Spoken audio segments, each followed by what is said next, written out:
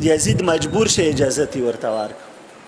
اجازه ورکړلو یا خطبه د غویله زه مختصر عرض کوم. دی خطبه نه مخکې د شام حالات څه شی و شپږ شیونه عرض کوم. څه د پاسه شل کاله دی منبر نه مولا امیر المؤمنین ته بعد را دیلی شو ناستې ځایلی. دویم دا څه خلکو دعای کنوت کې دعا په سار امیر المؤمنین ته بی بعد را دیلی خلکو ذهنیت داسې جوړ کړی و ماویا. دریم څه جمعې په ورځې څه خطبو کې چا نه امیر المؤمنین ته بعد رد پاتې شو غو استغفار کول بیا بی قضایی غا خبرې کول علی علیه السلام پس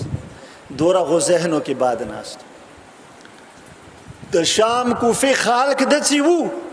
د شام خاص کر څه کله اهل بیت دغه قیدیانو کاروان راغی ستړی کاروان نو درې ورځې شام نه بار ایثار کې د پاتې مو نوې جامې جوړې کوم سیرې ولاګوم غناورسته خوشحالي دغه جوړ کوم غناورسته دارانه بسو درې ورځې دا ذهنیت بیا غناورسته څه کله درېیمې ورځې صابي مونږ دغه ستړی کاروان رانه بسي تاریخ لیکلی څه صابي مونږ د کاروان رانوځي خرابې پورې لکه نیمه ګنټه مزال هم نه دی خو دوره مخلوق و دی بازار کې څه دغه ستړی کاروان صابي مې رسترګې راخاتو سره شام ته راناوت بیا ماښام مې رسترګې پرېوتو سره خرابې ته ورسېد. د نیمه ګنټې مزال زه څوره تکلیف به بیبي تیر کړی بیمار امام به څوره تکلیف تیر کړی. دا د شامیانو خلکو خوی و. بیا څه کله دربار ته د ستړی کاروان ناوته وړې بیبي د څه وړه بیبي ترور ته څه ترورې ما خیال ابن زیاد دربار نه دا ځای خدي څه څرنګې ترورې دی کې پردې لګېدلې هغه کې پردې نه وې ترور ورته ویل چې لورې د مو دپاره نه دي لګېدلي دی خپلو ښځو دپاره لګولي.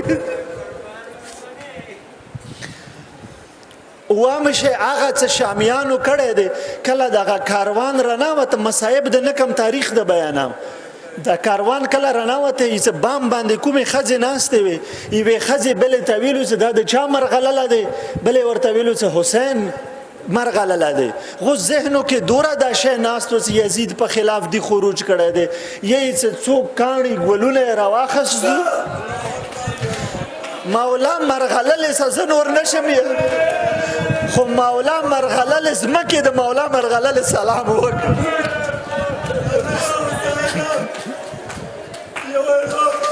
دا حالات و د شام خلکو چې کله مولا دا خطبه ویله نو هغه خلک چې کله د کاروان راناوته چاکې واله سندرې وه غږولی کوم کله د خطبه امام ویله دی خطبه د بعد خلکو خندا چاکې خو خود پرېخلې فزج الناس زجه یی څه دغه خلک هم ناستو جومات کې دا په راټو راټو په کوکو کوکو په ژړا شو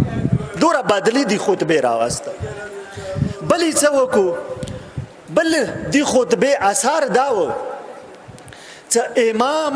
ته ویلو چې تا راشه مو طرف نه ته رهایې ته آزاد یې راشه چېرته څه لاړ شه خو حالانکې یزید 2000 اراده نه وه چې امام پرېږدي که دا خطبه نه وی یلی د خلکو دا خطبه نه وی اورېدلي 2000 امام یې نه پرېښلو. یزید چې کله کوم دربار ته کوم مجلس ته نوته یوه طرف نه به ورته سپیان و بډي ګډان و بل طرف ته به و خو چې کله دا خطبه بیمار امام وکړه یی چې یزید په ځان پوه نشه بیله ووته لاړ بیله لاړ چوک ورسانه و دوره زت حالات بدل شو. بلې څه وکړو د بیمار امام دی خطبه بل څه اثار وکړ بل اثاری دا وکړ چې یزید ویلو دی خطبه نه ورسته چې د دې شام آری و چوک باندې سبیلونه ولاګو ور باندې حسین ولیکو او چوک هم غسبیل نه وبڅخي ورته وی چې حسین قاتلانو به لعنت وکي ځکه چې حسین خو ما نه شهید کړي ابن زیاد شهید کړي.